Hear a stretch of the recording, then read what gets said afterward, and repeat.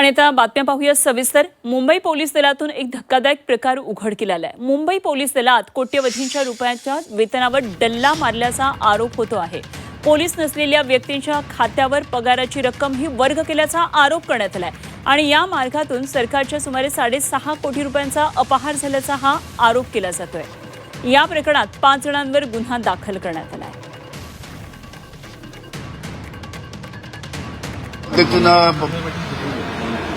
Police नसताना सुद्धा त्यांना वेतन देण्यात आलं। हा प्रशासनातला प्रशासकीय ही संपूर्ण बाब आहे। त्याच्यामुळे याची संपूर्ण गृह खात्याने चौकशी केली पाहिजे आणि पोलीस नसताना सुद्धा त्यांना पगार देऊन आलेत याची चौकशी करून जे कोणी दोषी आहेत त्यांच्यावर कारवाई केली पाहिजे। इतके मुद्दे निघायला लागलेले आहेत, कुठल्या मुद्द्याला हात घालू हेच आता आम्हाला कळत नाहीये।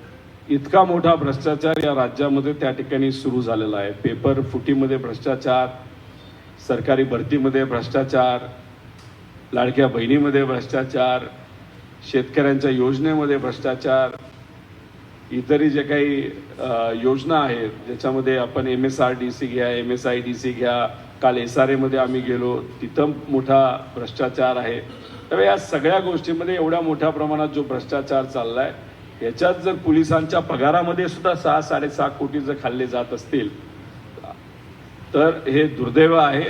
त्या बाबतीत नक्कीच आम्ही लक्ष घालू।